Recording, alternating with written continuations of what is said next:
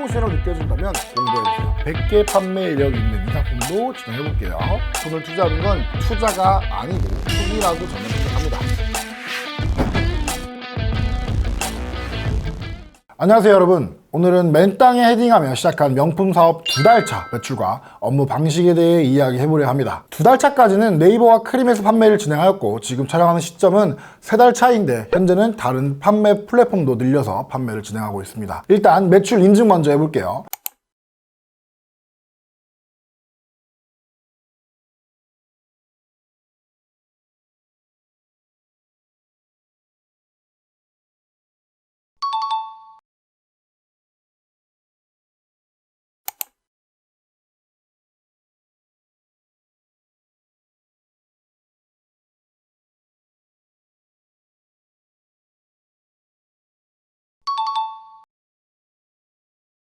(12월 21일부터 1월 20일까지) 총 판매 금액은 2,100만원 정도입니다. 네이버 매출이 330만원, 총 판매 금액에서 네이버 매출 330만원을 빼면 크림 판매 금액은 1,770만원이 나오네요. 여러분들께서 의아해하실 겁니다. 크림이 대체 뭐길래 저렇게 매출 비중이 더 늘었을까 하시면서요. 첫 달과 2달차 판매 방식의 변화가 뭐였냐? 바로 크림 보관 판매를 이용하였습니다. 크림에서 상품을 클릭하면 하단에 체결 거래가 있습니다. 여기에서 체결 내역을 보시면 번개 모양이 있는 것과 없는 것이 있어요. 번개 모양이 있는 건 같은 제품, 같은 사이즈여도 금액이 더 비싸요.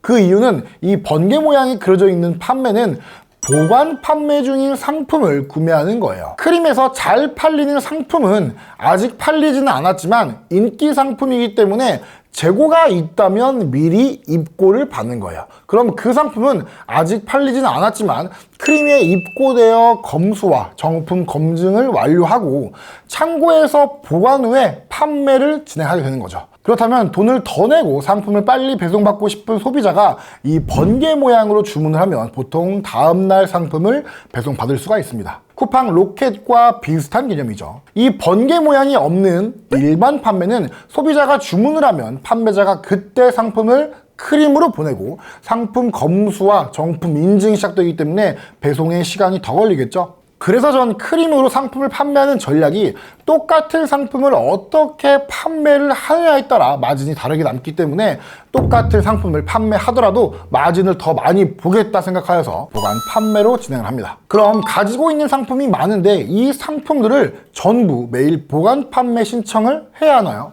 아닙니다.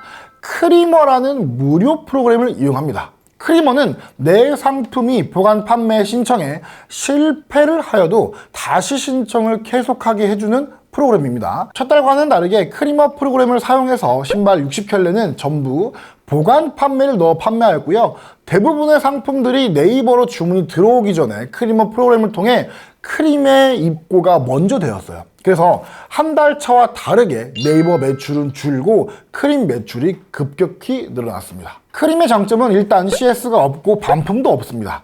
정품만 맞고 가격만 맞으면 우리는 크림에 바로 던지는 거예요. 그래도 내가 희망하는 마진에 맞게 던져야겠죠. 명품 마진을 확인해보면 제 평균 마진은 12%에서 15% 사이입니다. 명품만 판매하지 않고 명품보다 비교적 가격이 저렴한 컨템포러리 제품도 함께 판매하였습니다. 2달차 이 사업을 진행하고 지금 3달차 매출이 올라가는 걸 보고 있는데 지금부터는 약간의 확신이 생겼고 어떤 식으로 업무를 해야 할지 시간이 갈수록 파악이 되고 있습니다. 사실 강의를 듣고 시작하면 더 좋았겠지만 제가 구매 대행을 하면서 터득한 방법, 수출입, FTA 관세 등 이런 내용들을 중국 상품에서 명품으로 바꾼 것 뿐이라 혹여 내가 업무를 하는 과정 중에 막히는 부분이 있으면 그때 강의를 들어야겠다 생각을 했거든요. 그런데 아직까지는 크게 막히는 부분도 없고 오히려 이런 방식은 명품이 좀 더 먹히나 보다라는 게 느껴집니다. 사실 에르메스, 루이비통, 샤넬, 셀린, 디올 등 하이엔드 명품을 자본으로 더 많이 떼어서 팔면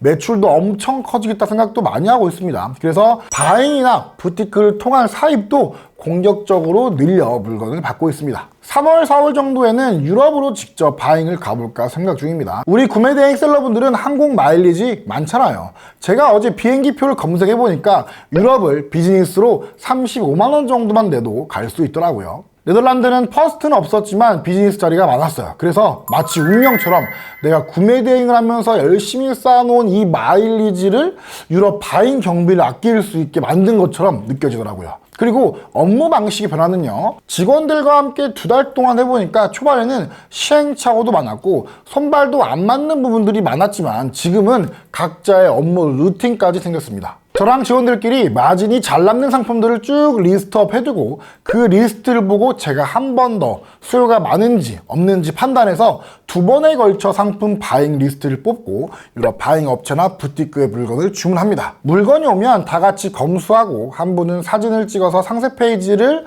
제작해서 마켓에 업로드하고 다른 한 분은 크리머로 보관, 판매, 접수, 주문 처리 진행하고 저는 주문건 정산하고 또 물건 찾고 이렇게 반복하고 있습니다. 혼자 있다면 구매 대행까지 하면서 명품 사업을 벌리지는 못했을 거예요.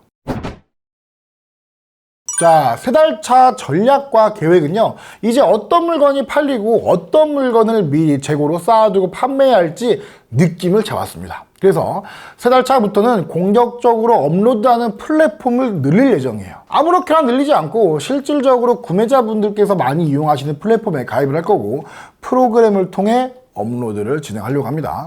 하나씩 수동으로 여러 마켓에 업로드하는 것들은 분명 효율이 떨어지기 때문인 거죠. 2달차까지 이 사업을 해보고 느낀 점은 정말 재미있다. 그리고 구매 대행에 비해 일이 너무 편하다. 그리고 또 하나, 안 팔리면 좋겠다입니다. 이 3가지를 2달차에 가장 많이 생각했어요. 재밌는 건 이 비싼 상품들이 턱턱 팔리는 게 재밌고 아직까지 손님분들 중에 진상도 없었고 큰 CS 문제도 없었어요. 오히려 이 물건을 구해줘서 고맙다고 하시는 분들도 있었습니다. 그리고 리뷰 써달라고 말씀을 안 드려도 잘 남겨주세요. 구매 대행을 할 때 느꼈던 갈증들이 그냥 내려가는 기분이어서 재밌었고 구매 대행에 비해 일이 편한 건 CS가 비교적 간단합니다. 구매 대행은 이 상품은 어때요? 전기는 어떤가요? 불량은 없나요? 재질은 뭔가요? 얼마나 걸리나요? 이런 질문들이 많았잖아요. 명품은 이런 질문들이 없어요. 그냥 국내 재고인가요?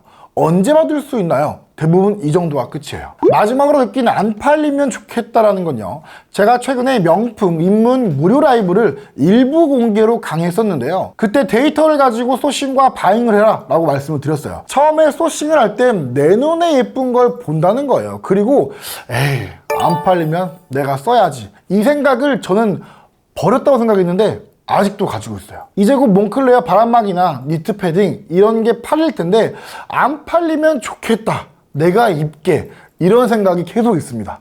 공과 사를 구분하려 노력을 해야겠죠. 명품 사업 2달차 시점에서 매출과 느낀 점을 말씀드렸습니다.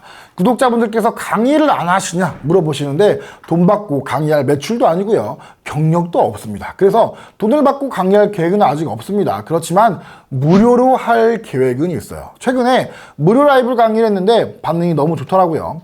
구매 대행을 하면서 소소하게 용돈을 벌 수 있을 정도의 내용으로 강의를 했더니 많은 분들께서 좋아하셨습니다. 그래서 조만간 제가 또 라이브 강의를 진행해 볼 건데요. 크림과 같은 경우는 세금 신고도 일반 마켓과는 달라요. 이런 내용도 강의에 넣고 소싱하는 방법, 바잉하는 방법, 바잉 거래처 찾는 방법까지 강의 내용에 넣을 예정입니다. 라이브 강의 관련된 정보 공지는 네이버 카페를 통해 안내 드릴 예정이라 관심 있으신 분들은 네이버 카페를 미리 가입해 두시는 게 좋을 것 같습니다. 제 스타일 아시죠? 베풀 때 시원하게 베풀고 나누는 스타일입니다. 그렇지만 조만간 저도 여러분들께 부탁할 게 있을 거예요. 또 하나의 다른 사업을 머릿속에 구상 중이라 저도 도움이 필요할 때 여러분들께서 많이 도와주시면 감사하겠습니다. 그럼 다음에 또 3달차 리뷰로 돌아오겠습니다. 감사합니다.